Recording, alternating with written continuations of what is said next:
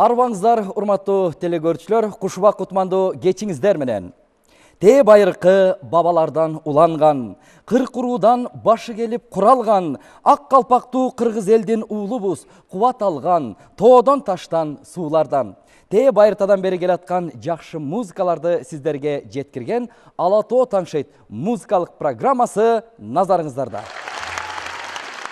Адаттагыдай бүгүн дагы бир каарманды тандап алдык. Бүгүн биз обончу аткаруучу, мыкты аккордеончу Абидин Темировдун чыгармачылыгына саресеп салып, анын жакшырларын сиздерге тартуулайбыз.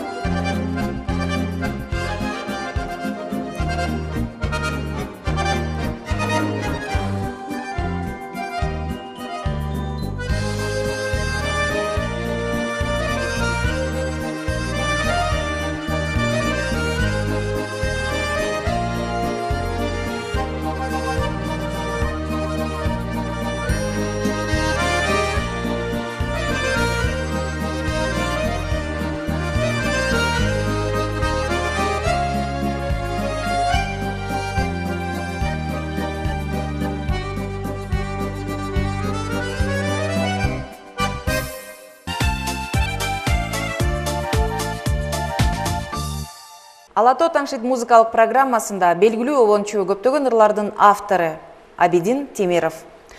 Абидин байке, кош келипсиз.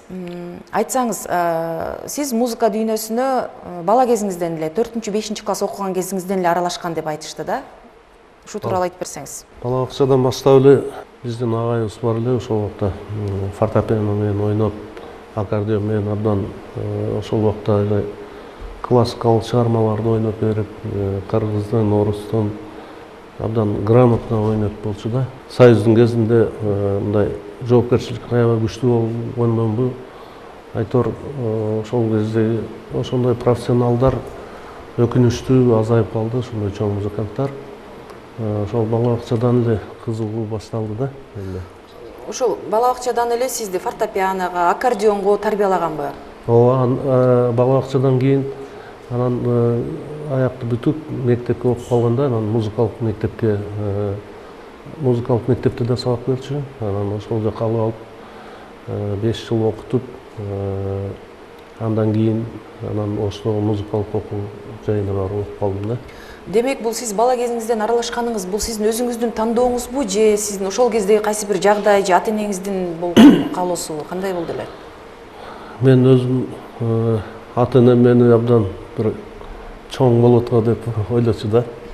Музыка дүйнөсүнө башка жака. Музыка дүйнөсүнөн башка деп, бирок болбой эле музыка деген ушундай бир чоң сыйкырга ээ экен. Жетелеп кетти. Анан сырткары негизи мен куруучу болом дечү элем да. Куруучу болом. Эң абалы негизи чоң сүрөтчү болом дечү элем. Ошол убактагы чоң сүрөтчүлөрдүн тарткан, жалпы адамзатка калтырып кеткен чоң эмгектери ошол кезде мени абдан кызыктырат эле. Актер болом дечү элем. Ошентип, бирок Летчик да болом, космонавт да болом дечиз. Эмне болуп ошо обон дүйнөсүнө аралаштыңыз да? Ошо алгачкы бир сезимдериңиз же ошол дүйнөгө аралашып аткан бир кайсы бир жагдайлар эсиңиздеби? Эмне болуп обон жазып калдыңыз? Мен төрөлүп чоңойгон жерде абдан ушундай бир жомоктогудай жер да. Мындай жети өгүзгө окшоп, жаларча, сары челек, мындай чоң арслан бабка окшоп атагы чыккан эмес, Кара кой деген жайлоо. Өз убагында ошол Аскар Акаев жылда 3 күн, 4 күн барып эс алчу да. Көрсө ошо билет окшойт. Анан ошол жерде мен төрөлүп чоңоюп өскөм. Ал кайсы жерде жайгашкан ал жайлоо? Ноокат районунда Кыргыз Ата селосу болчу. Ошо Кара кой деген жайлообуз бар. Жогору Кыргыз Ата деп коет. Андан жогору Кызыр Ата деген да мазарлар бар болчу. Арча ушунчалык бир айбанаттар, мен агаларым чабан болуп ошол жакта чоңоюп калгам да. Анан жанагындай дарыяларды, тоонун микробу жок абасында жүрүп кантип ошондой обондор чыкпайт. Андан ары Асказоо, абдан ушундай бир керемет жерде, баягы өзүнүн жерин мактап атат дебегиле, бирок негр болсом деле, орус болсом деле, эгер ошол жерди көрсөм өмүр бою. Ошол туулган жериңизден, ошо жаратылыштан таасирленип, ошондон улам обондор жер алган. Алгачкы обонуңуз кайсы эле эсиңиздеби? Эң алгачкы обонум ошо бала бакчада жүргөндө Эжекеме деген биздин тарбиячы эжебизге арнап чыгарган элем. Сөзү башкача болчу, анан кийин Айгүл Узакованын ошо Эжекеме деген балдарга жазган ыры бар экен. Обонуна салсам экөө түп келип калды ошондо. Демек, сиз обон жазсаңыз, ошол кезде эле аспапта ойной билчүсүз да? Кайсы аспапта ойночу элеңиз? Ошондо фортепианону садикке келип, урданып болсо дагы эптеп бирдекелерди үйрөнүп укканыбызды, анан кичинекей бир гармошка бар эле.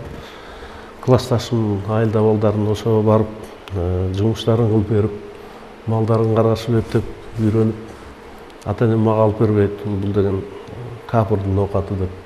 Анан кийин болбой эле алып беришти, 3-4 класска барганда. Ошол кезде ноокатта музыкалык мектеп бар болчу? Биздин айылыбызда бар болчу. Аябай чоң Кыргыз Ата деген айыл.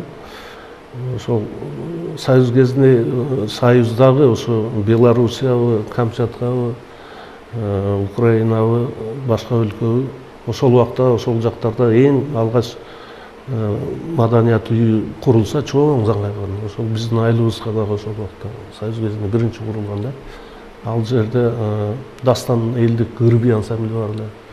Чоң артисттерибиз ошол жактан чыккан. Кудайберген Темиров биздин агабыз. Сизге туугандыгы жокпу Кудайберген Темировдун? Биз ошо бир айылдан, бир уруудан фамилиябыз да окшош. Анан кийин баары эле бир тууган дейт. Ал киши дагы ошо кичинекейимде эң алгач ошо концерттерге жетелеп жүрүп баласындай ата баладай болуп калганбыз. 60К тобунун ырчылары Самат менен Талант дагы бир керемет чыгармасын бүгүн тартуулашат. Анда тосуп алыңыздар. Кубулжу менен ырлар менен квартет тартуулайбыз. Алишер Тоотаев, Эрнис Бөрбаев жана 60К тобу.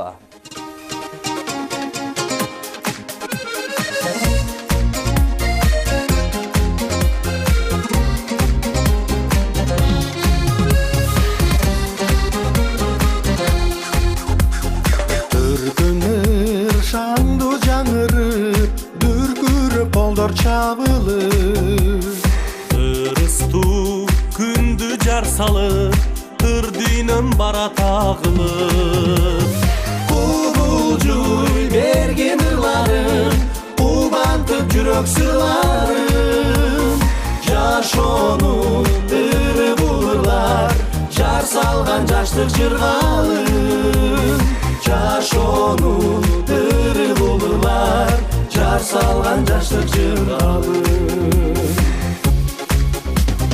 Kayradan ırlar ulanıp Kadalat gözдөр suranıp Köl boylo bara jatkansı Köngülдөр ergit kubanıp Kubulcuy bergin ırlarım Kubantıp jürök sırlarım Jaş onun ırı bulurlar Jar salgan jaştık jırgalım Jaş onun ırı bulurlar Jar salgan jaştık jırgalım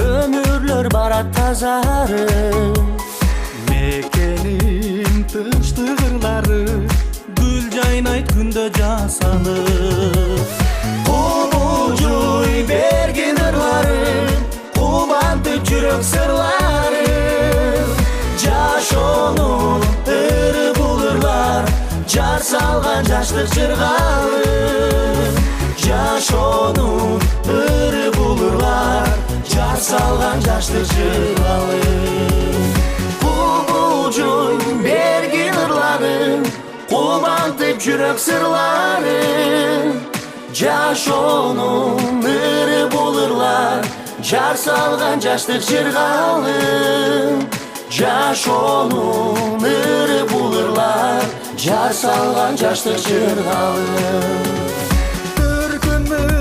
Şandu janırıp Dürkürüp koldur jabılıp Irıstu kündü jar salıp Ürdünüm bara tağılıp Kubulcuy bergin ırlarım Kubulcuy bergin ırlarım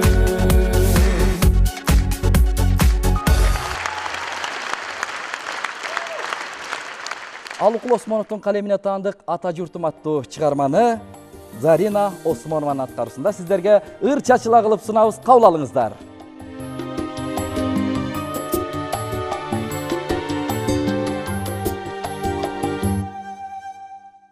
Ата журтум тууган элим мекеним Жан кубатым сүйгөн жерим секетим Тоташыңдын турпагыңдын суунду Мен көрбөдүм пайдасы жок бекерим Тоташыңдын турпагы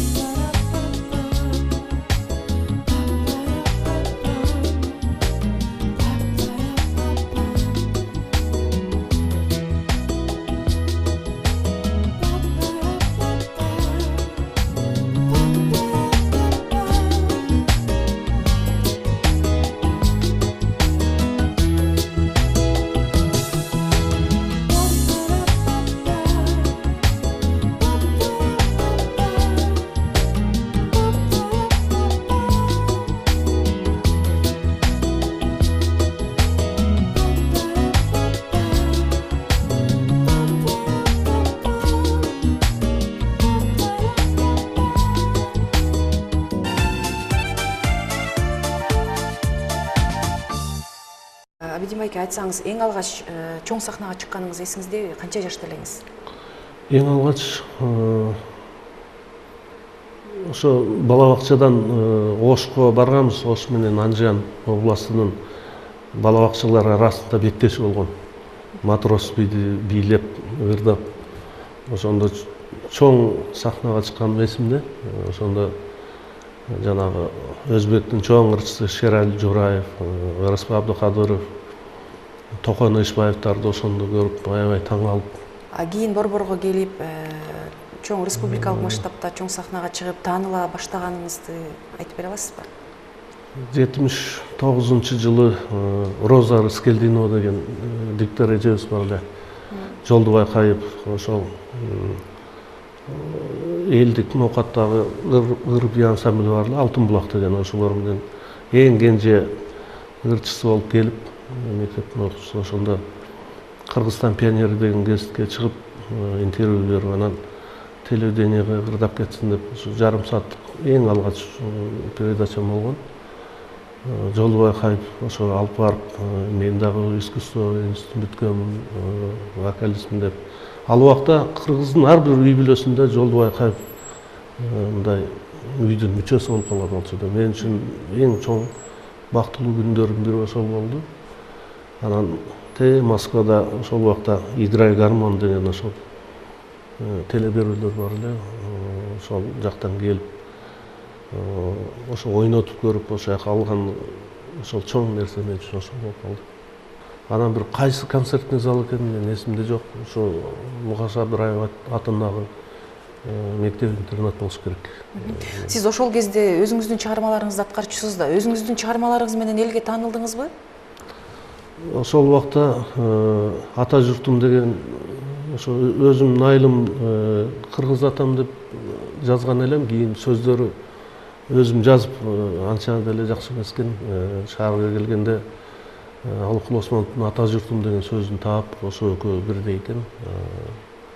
Кийин сөзүн которушка туура келди. Ал убакта ошол кыргыз атам деген өзүмдүн ырым менен ырдап келген болчу. Негизи элге сизди кайсы чыгармаңыз кеңири таанылтты деп ойлойсуз? Эң алгач баягы биздин улуу аксакалыбыз Абсамат Масалиевичти туурай коем деп Парадис катары таанылдым окшойт 90-жылдары. Өзүм да билбей калдым. Анан Динара Кулу Ала тоо деген ырым ырдап чыкты. Анан Токтогүл Черекчибе Кайыр кош деген ырды ырдап, Сен менден кеткин. Автор катары таанылып, андан кийин автор катары таанылдым окшойт деп ойлойм да. Ага чейин бирок музыкант катары эле таанып жүрдүм окшойт. Жаныбек Алыкулов менен чогуу иштеп, анан көп ырларды өзүм ырдагандан уялчумун негедир. Тартынчаак көп сүйлөбөй.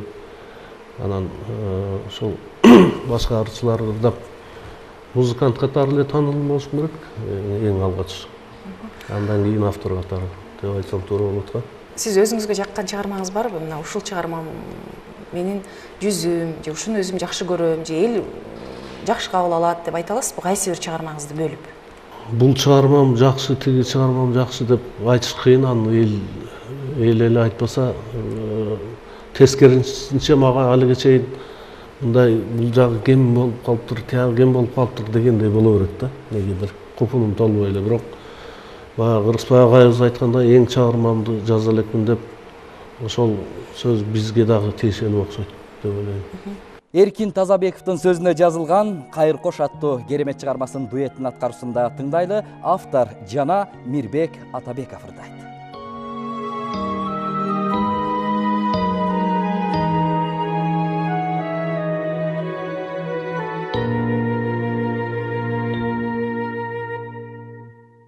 Сен менден кеткин келди, кеткин эми.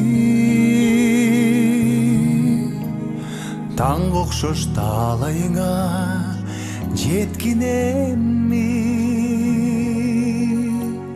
Өзүңдү элестетип турар мага, өксөсү басылбаган жаздын жели, өксөсү басылбаган жаздын жели. Каректе мен кайгы жашым токтобой эч куусага тебеленет курган жүрөк мен үчүн татып келген бир кылымга өзүңсүз өтүп жаткан ар бир мүнөт өзүңсүз өтүп жаткан ар бир мүнөт кезигип түшүбүздө жашоодо жолугушпай мен сени сагынармын перзенттин добушундай сен мени сагынарсың перзенттин добушундай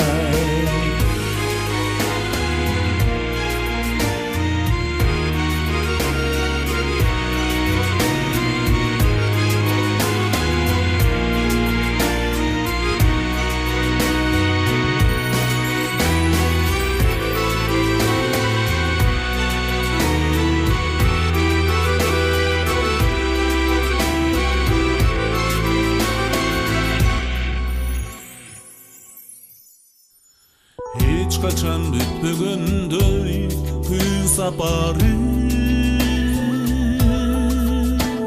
менин да сагынычым бүтпөйт эми курманы болсо мейли махабатты сагынып жүрүп гана жалгыз сени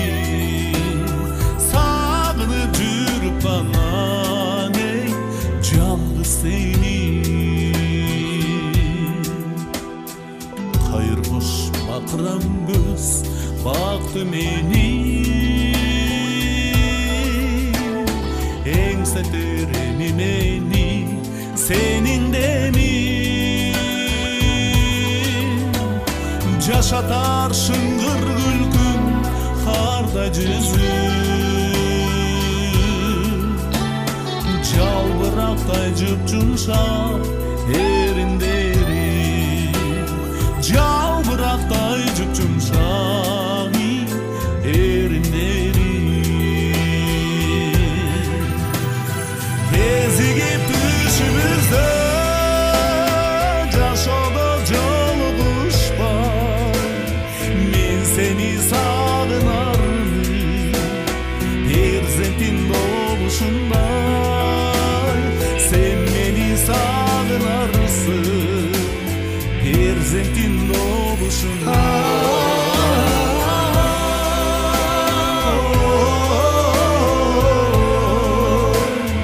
men seni sağınarım perzentin doğuşunda sen beni sağınarsın perzentin doğuşunda ben seni sağınarım sen beni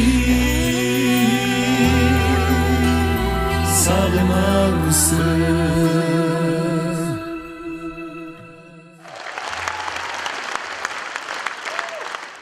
Эркин Тазабековдун Ала тоо аттуу чыгармасын Айбек Замиров сиздер үчүн ырдасын.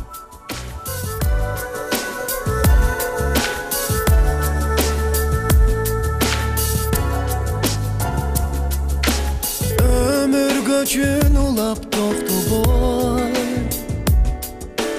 mezgilsiz çeksiz kıyalday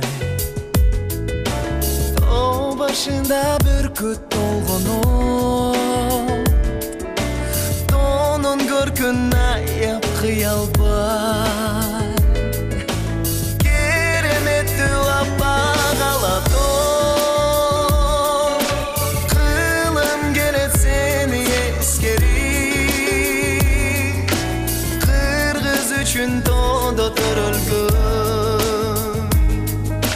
Tü bölüktü sensin estelik Keremetti lappa galato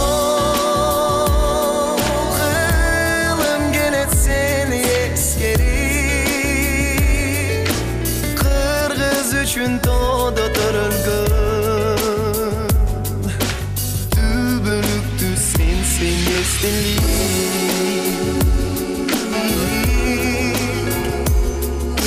Alыс ketсе eğer orpağın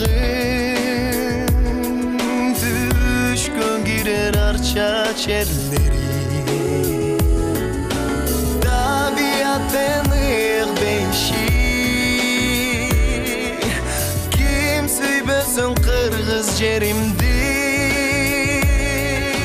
Keremetli apağalato Kılım gelet seni eskeri Kırgız üçün to'da törülgün Tübülüktü sensin esdelik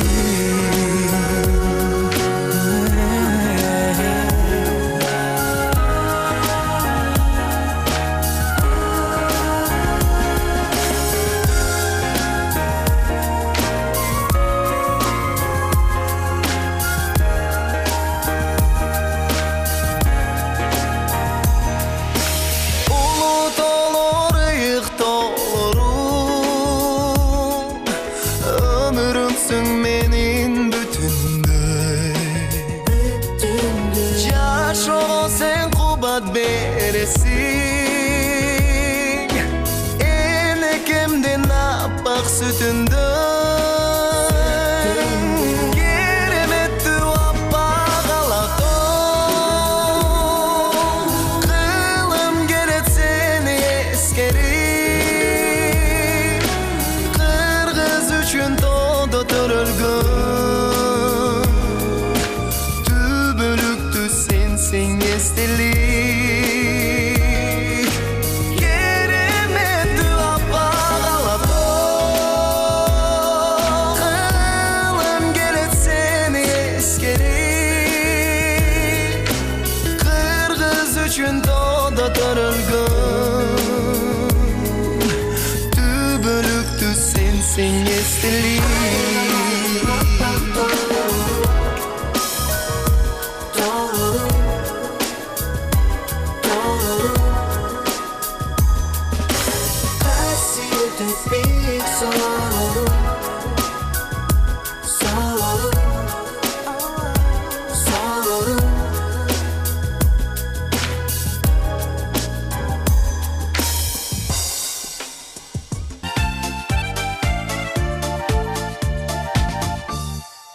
Биздин угушубузга караганда сиз Рыспай Абдыкадыровдун шакирттеринен экенсиз да?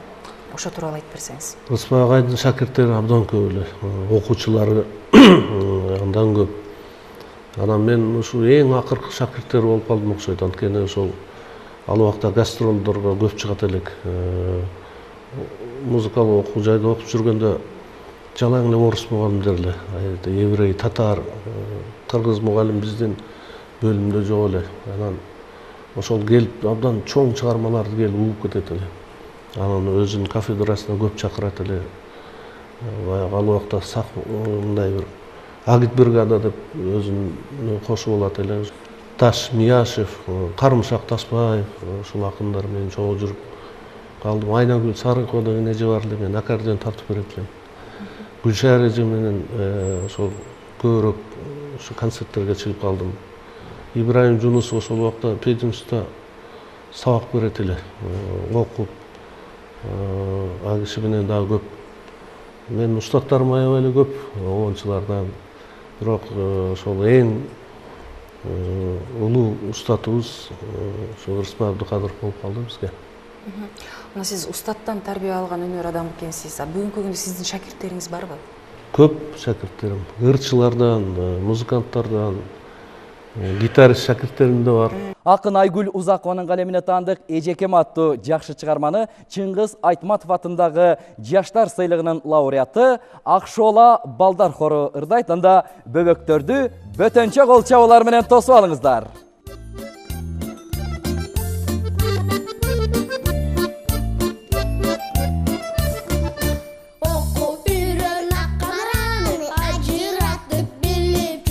Toz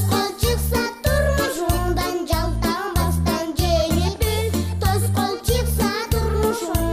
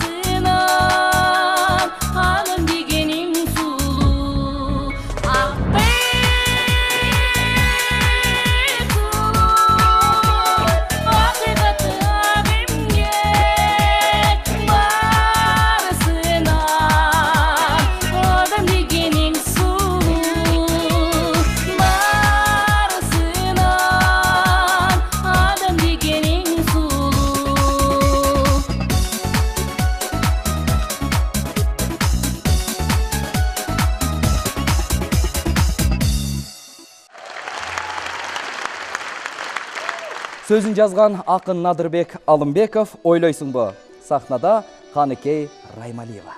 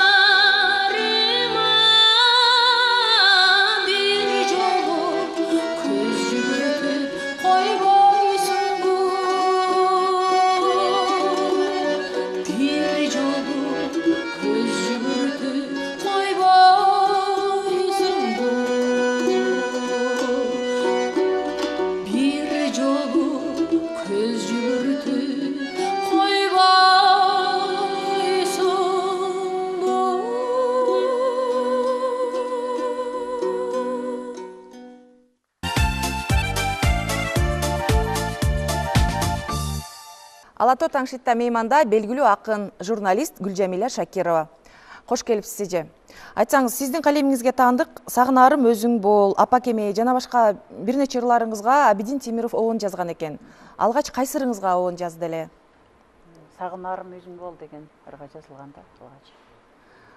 Сөз жазылып, андан соң оон чыкты беле же тескерисинче? Эми бул обону дагы сөзү дагы бир убакта эки канаттын бирдей күлүп аткан куш сыяктуу балапан, жаңы балапан, темир канат балапан эки канатын бирдей бөлөгөндөй бирдей эле ошо ошол убакта бир убакта экөө тең пайда болгондор десем болот.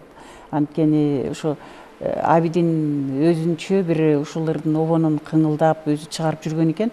Анан мындай жакшы деле жетилилик болсо керек. Анан мага сунуш кылып калды, эже мындай эме түшүп атат, ушуга ылайыктуу саптар менен келе турган ырларыңыз барбы деп. Анан кандай ыр угайынчы деп анан эмесем өзү кыңылдап ырдап берди да, ушу жаңы жаралып аткан обонун кыңылдап ырдап берди эле. Анан кийин мага ушу кайрыктарын угуп атканда айрыкча ошо жанагы бир алыстап учуп бараткан бир каркырадай болуп кетип бараткан бир жаштык, бир өкүнүү, бир нерсени эстөө, бир ушундай бир муңайым саптар көз алдыма келе калды дагы. Анан ошо сагынычтын бир элесин көзгө тартып тургандыктан анан ошол жерден эле бир саптарды шилтей калдым.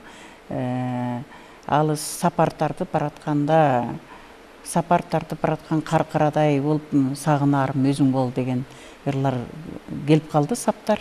Анан кийин эле менде дагы же бир ошол учурду күтүп жүргөндөй учурбу иши кылып мага дагы дароо эле ушул ырдын обону мага да бир эргүү берди дагы. Анан ошол жерден бир 15-20 мүнөттүн аралыгында ушул чыгып калган десем болот да.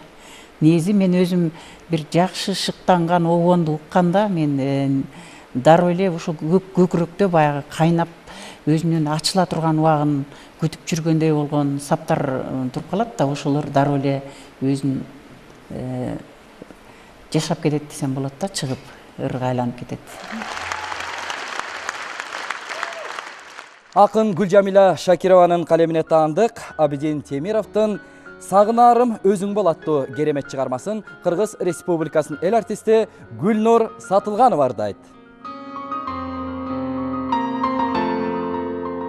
Шактарын ачкан гүлдөрдөй, шамдарын жаккан түндөрдөй, шанесин эстеп шаттыктын шаңк этип өзүң күлгөндөй, ак нурум сен, ак сулум сен, жандандырып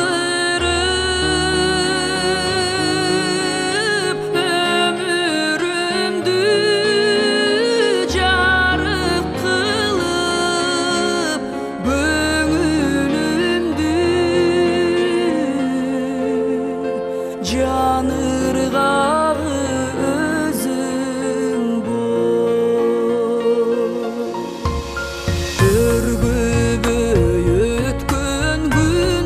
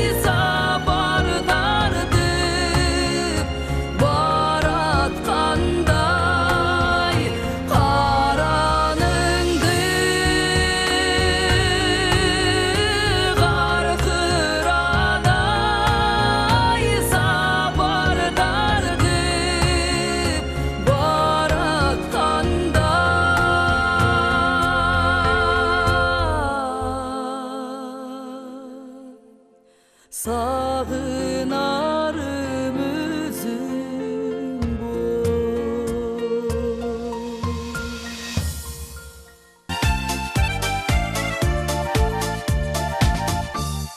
Абидин байке, бүгүнкү күнү жаратмандар арткы планда калып, аткаруучулар алдыга чыкты. Анысы аз келгенсип, автордук укук тебеленип жатат деп көп айтып келебиз да. Сиз автор катары айтсаңыз, сиздин кайсы бир ырыңызды бузуп ырдап, же болбосо уруксаатсыз ырдаган учурлар болду беле? Уруксатсыз ырдаган учурлар деле болду. Анан бузуп ырдагандарын көрө элекмин.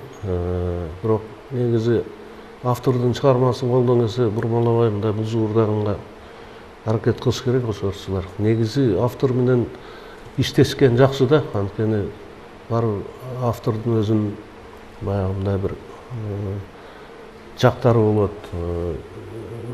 Кандайдыр бир ошо ырчынын жетишпеген мындай бир ыргактар болсо, ошону толуктап бергенге мүмкүнчүлүк болот да.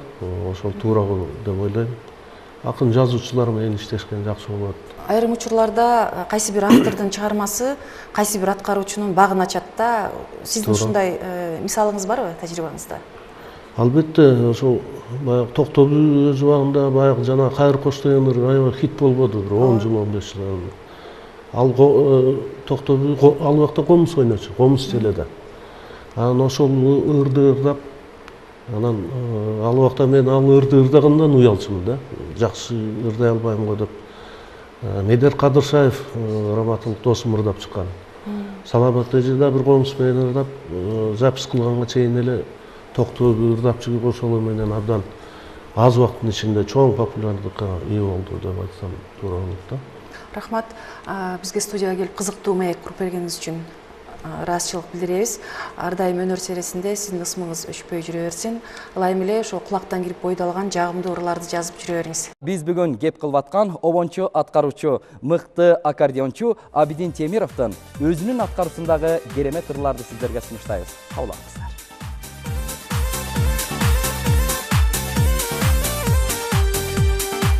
Башканы такыр карабай, байралып сагы балыдай. Кучактап сени турсам да, кумарым калат тарабай.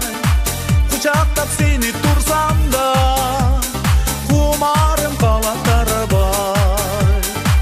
Жыргаткан жазын жай, жытасам жытың атырдай. Сарнерден айтып жатсам да, сагынчым тура жазылбай.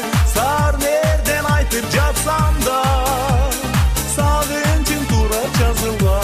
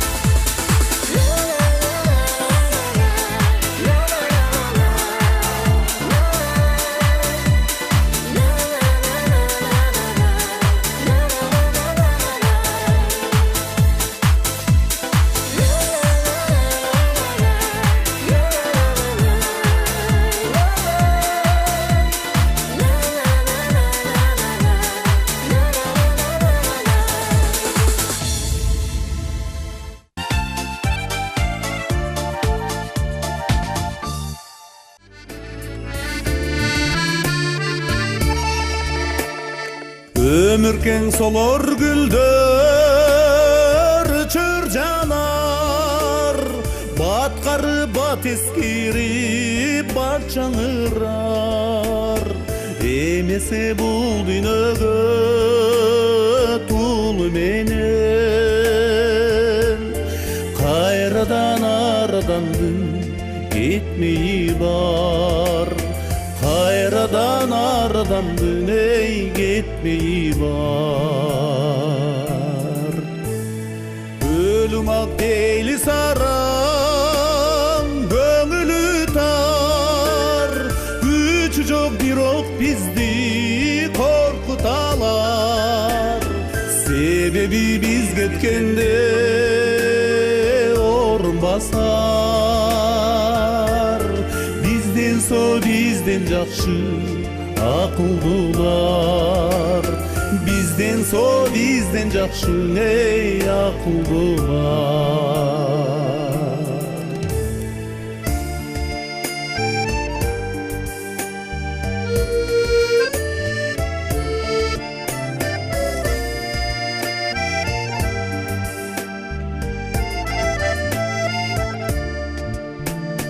Ах, чепкен біздің күндер қандай тату.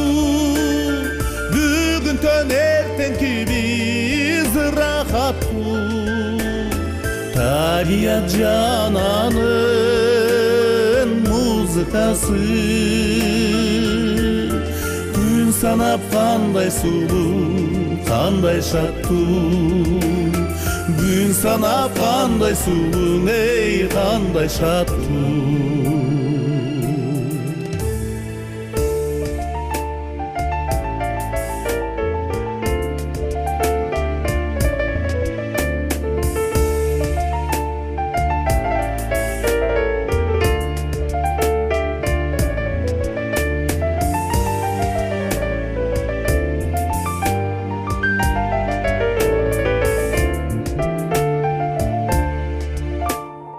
O düğünü bizdim gündür kanday tattu. Bugün tönерtenkisi rahattu.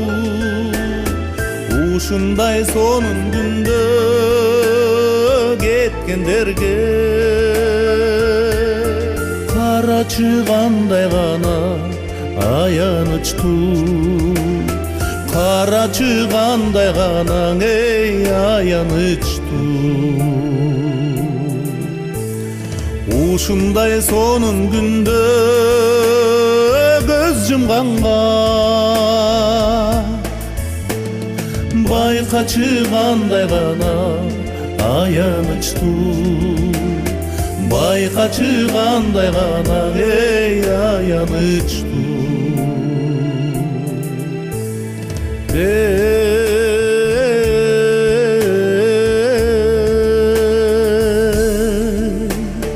Аттың айғандай ғана